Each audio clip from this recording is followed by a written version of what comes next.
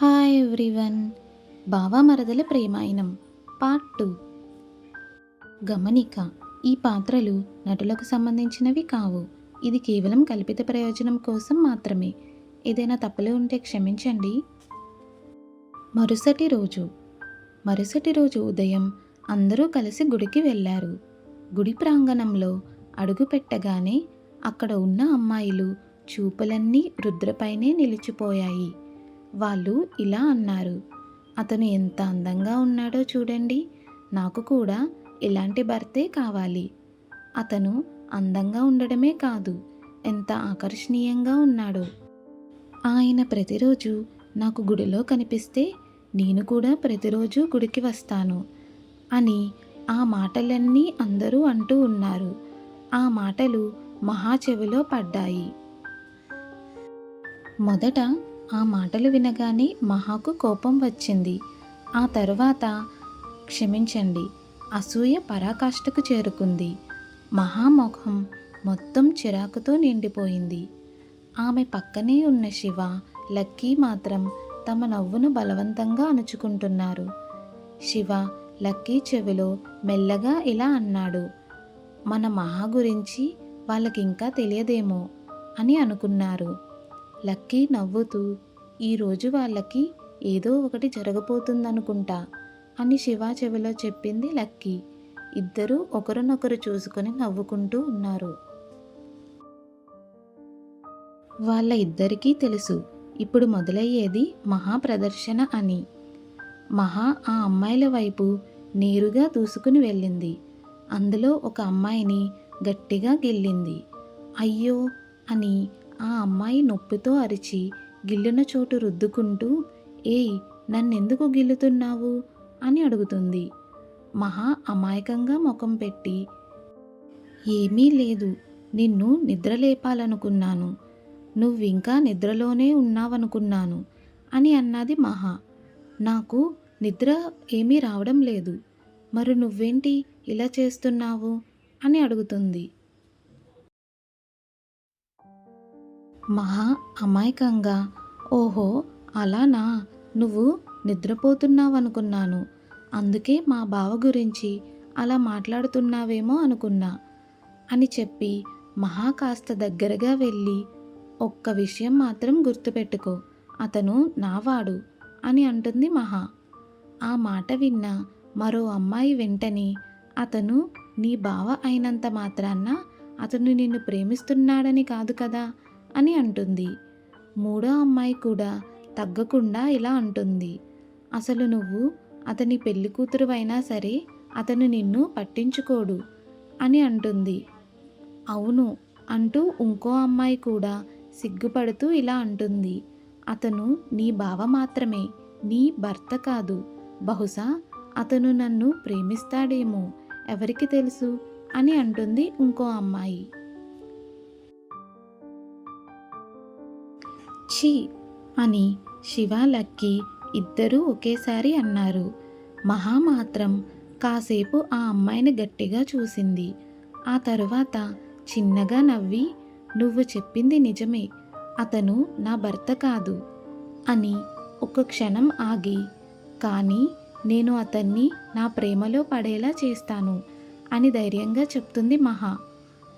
ఇక ఇంకో విషయం అని మహా అందరినీ ఒక్కొక్కరిగా చూస్తూ, మీలో ఎవరైనా నా బావను చూసి ఇలా లాలాజలం కారుస్తూ కనిపిస్తే మీ కళ్ళను పీకేసి వాటితో ఆటలు ఆడతాను, గుర్తుంచుకోండి అని హెచ్చరించింది మహా. ఆ అమ్మాయిలంతా ఒకరి ముఖం ఒకరు చూసుకున్నారు. పదండి పోదాం అంటూ అక్కడి నుండి వెళ్ళిపోతారు. వాళ్ళు వెళ్ళిపోగానే మహా విజయగర్వంతో తన కుటుంబం దగ్గరకు వచ్చి పూజలో కూర్చుంటుంది. పూజ పూర్తయ్యాక రుద్ర వైపు చూస్తూ మహా అతనినే గమనిస్తూ ఉండిపోతుంది. అది గమనించిన సీత మహాను మెల్లగా మోచేతితో పొడిచి, చూసింది చాలు, మళ్ళీ బావకు దిష్టి తీయమని నన్నే అడుగుతావు అని నవ్వుతూ అంటుంది. అత్తయ్య అని మహా సిగ్గుతో ముఖం ఎర్రబార్చుకుని అక్కడి నుండి పరిగెత్తి వెళ్ళిపోతుంది. మహా రుద్రను ప్రేమిస్తుందని ఆ కుటుంబంలో ప్రతి ఒక్కరికి తెలుసు. రుద్రకి కూడా ఆ విషయం తెలుసు. అయితే అతను మహాను ద్వేషించడు. మహా చేసే పనులు పిల్ల చేష్టలుగా భావించి ఆమె ప్రేమను పెద్దగా పట్టించుకోడు. అంతేకాదు, మహా తనపై చూపించే అధికారం కూడా అతనికి బాగా తెలుసు. నా బావ నావాడు అని ఆమె ఎప్పుడూ చెప్పుకుంటూ ఉంటుంది.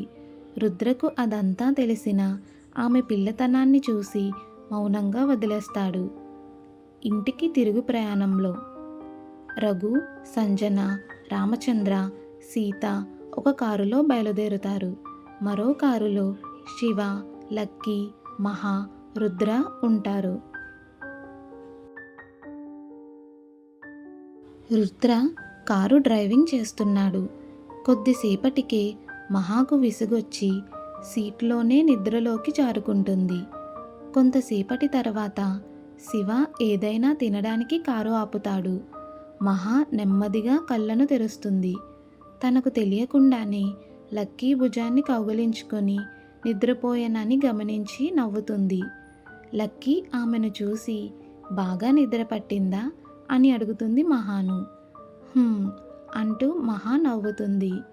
లక్కీ కళ్ళతో రుద్రవైపు చూపిస్తూ, నీకు ఇష్టమైన వ్యక్తిని కౌగిలించుకున్నప్పుడు నీకు ఇంత మంచి నిద్ర ఎందుకు పట్టదు అని ఆట పట్టిస్తుంది.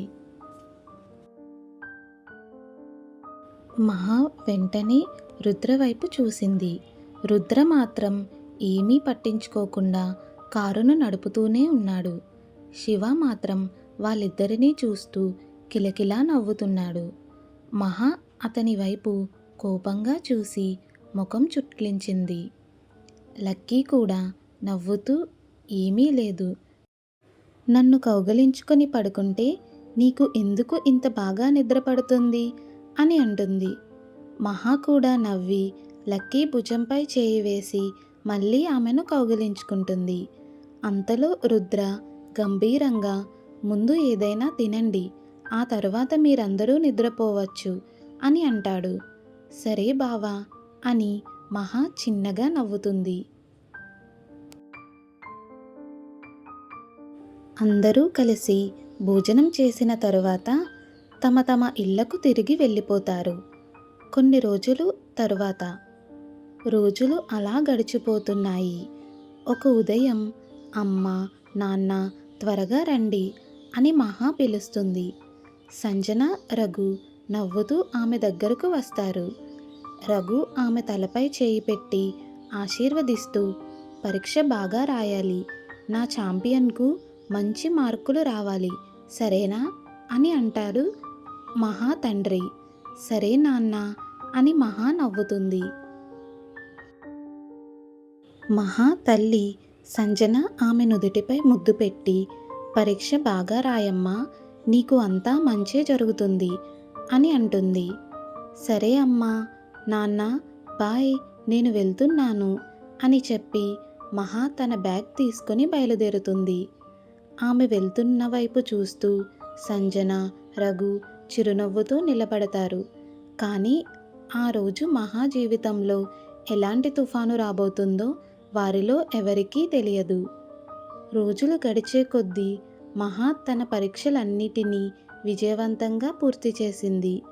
ఒకరోజు ఉదయం, అమ్మా, మహా, కాఫీ అని రఘు పిలుస్తాడు. ఒక్క నిమిషం నాన్న అని మహా సమాధానం ఇచ్చింది. కొద్దిసేపటి తర్వాత రఘు దగ్గరికి వచ్చి ఆయన చేతిలో కాఫీ కప్పు పెట్టింది. ఇదిగో నాన్న మీ కాఫీ అని చెప్తుంది మహా. థ్యాంక్ యూ అమ్మా అంటూ రఘు నవ్వుతాడు. అక్కడి నుండి నేరుగా సంజన దగ్గరకు వెళ్ళి, అమ్మా నాకు టీ కావాలి అని అంటుంది మహా. నా బంగారం అని సంజన ముద్దుగా అంటుంది. మహా వెంటనే కళ్ళను చిన్నగా చేసి, ఆహా, ఇప్పుడు ఇలా తీయగా మాట్లాడతావు, మళ్ళీ కాసేపటికి నన్ను తిడతావు కదా అని అంటుంది మహా. మహా మాటలకు సంజన ముసిముసిగా నవ్వుతూ ఆమె బుగ్గలను లాగుతుంది. అమ్మా, ఎవరైనా నా బుగ్గలు లాగితే నాకు నచ్చదని ఎన్నిసార్లు చెప్పాలి అని మహా చిరాకుగా అంటుంది. రఘు, సంజన ఇద్దరూ ఒకేసారి నవ్వుతారు. కానీ మాకు నీ బుగ్గలంటే చాలా ఇష్టం, అందుకే లాగుతాం గిల్లుతాం అని అంటారు. మహా వాళ్ళిద్దరినీ కోపంగా చూస్తుంది. మీ ఇద్దరికీ ఇదే పని అని అనుకుంటూ పైకి వెళ్ళిపోతుంది మహా. మహా చేష్టలను చూసి రఘు, సంజన ఇద్దరూ నవ్వుకుంటారు. తన గదిలోకి వెళ్ళిన మహా మంచంపై కూర్చొని ఫోన్ తీసుకుంటుంది. ఇన్స్టాగ్రామ్ ఓపెన్ చేసి తన బావ రుద్ర ఫోటోలు చూడడం మొదలు పెడుతుంది. ఒక ఫోటోలో రుద్ర నల్లటి షర్ట్ వేసుకుని ఉంటాడు. ఎడమ చేతి మణికట్టుకు వాచ్ ఉంటుంది. షర్ట్లోని మొదటి 2 బటన్లు కూడా విప్పి ఉంటాయి. ఆ ఫోటోను చూసిన మహా కళ్ళల్లో మెరుపు వచ్చింది. ఆహా, ఈ బావ కూడా నా కోపం తెప్పించడానికే చూస్తున్నాడు అంటూ ఫోన్ను తనకు మరింత దగ్గరగా తీసుకుంది. ఆ షర్ట్లో తను ఇంత బాగున్నాడని తెలియదా? అయినా ఆ ఫోటోను ఇన్స్టాగ్రామ్లో పోస్ట్ చేయడమేంటి అని తనలో తానే అనుకుంటుంది మహా. అంతలో మహా అంతరాత్మ వెక్కిరిస్తున్నట్లుగా అనిపించింది. నువ్వే కదా ఆ ఫోటోలు చూసి నోరూరుస్తున్నది. పైగా అతను ఇలాంటి ఫోటోలు పోస్ట్ చేయకూడదని కూడా కోరుకుంటున్నావు.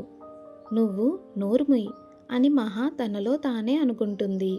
అతను నా బావ, అందరిలా కాకుండా అతన్ని చూసే హక్కు నాకే ఉంది అని చెప్పుకుని మళ్ళీ ఫోన్లో రుద్ర ఫోటోను చూస్తూ ఉంటుంది మహా. అప్పుడే ఆమె ఫోన్ మోగుతుంది. స్క్రీన్పై పేరు కనిపించింది, లక్కీ అని. మహా వెంటనే కాల్ లిఫ్ట్ చేస్తుంది. హలో లక్కీ, నువ్వు నాకు ఫోన్ చేశావా అని అడుగుతుంది మహా. అవతల నుంచి లక్కీ కంగారుగా, మహా, నాకు నీ సహాయం కావాలి, దయచేసి త్వరగా మా ఇంటికి రా అని అడుగుతుంది. లక్కీ, ఏమైంది అని మహా ఆందోళనగా అడుగుతుంది. కానీ సమాధానం రాకముందే కాల్ కట్ అయిపోయింది. లక్కీ అని పిలుస్తుంది మహా. మహా వెంటనే లేచి హడావిడిగా లక్కీ ఇంటికి బయలుదేరుతుంది. అక్కడికి చేరుకున్న వెంటనే సీత అత్తయ్య, లక్కీ ఎక్కడుంది అని అడుగుతుంది. పైకి వెళ్ళింది అని సీత చెప్తుంది. మహా వెంటనే పైకి వెళ్ళి లక్కీ గదిలోకి అడుగు పెడుతుంది. గది మొత్తం బట్టలతో చిందరవందరగా ఉంటుంది. ఇక్కడ ఏం జరుగుతోంది లక్కీ? అసలు ఏమీ అర్థం కావడం లేదు అని అడుగుతుంది మహా. లక్కీ మంచం మీద కూర్చొని బట్టల మధ్య ఏదో వెతుకుతోంది. మహా, ప్లీజ్ నా కోసం ఒక డ్రెస్ సెలెక్ట్ చేయవా? ఈరోజు గెట్ టుగెదర్ పార్టీకి వెళ్ళాలి. ఏం వేసుకోవాలో అర్థం కావడం లేదు, అందుకే నిన్ను పిలిచాను అని అంటుంది లక్కీ. మహా ఒక్కసారిగా ఆమెను కోపంగా చూస్తుంది. దీనికోసమా నన్ను ఇంత కంగారుగా పిలిచావు? నీకేదైనా జరిగిందేమో అనుకున్నాను. ఇప్పుడు చూస్తే నన్ను డ్రెస్ సెలెక్ట్ చేయమంటున్నావా అని అడుగుతుంది మహా. లక్కీ నవ్వుతూ సారీ మహా అని చెప్తుంది. మహా తల పట్టుకుని సరే ముందు ఇవన్నీ చూపించు అంటూ కొన్ని డ్రెస్సులు చూసి చివరకు ఒక డ్రెస్ తీసుకుంది. ఇది వేసుకో, నీకు బాగా సూట్ అవుతుంది అని చెప్తుంది మహా. డ్రెస్ సెలెక్ట్ చేసిన వెంటనే మహా ఇలా అడుగుతుంది, మరి గెట్ టుగెదర్ పార్టీ గురించి బావకు చెప్పావా? నేను అమ్మతో చెప్పాను. అమ్మ ఆయనతో మాట్లాడుతుంది. పైగా నువ్వంటే ఆమెకు చాలా ఇష్టం కదా అని లక్కీ నవ్వుతుంది. డ్రెస్ తీసుకుని లక్కీ బట్టలు మార్చుకోవడానికి వెళ్తుంది. కొద్దిసేపటి తరువాత బయటకు వచ్చి సరే మహా, బాయ్, అమ్మ నేను వెళ్తున్నా అని చెప్పి అక్కడి నుండి బయలుదేరుతుంది లక్కీ. Next part continuous. ఈ బావా మరదల ప్రేమాయణం మీకు నచ్చినట్లయితే లైక్ చేసి షేర్ చేసి సబ్స్క్రైబ్ చేయండి. Thanks for watching.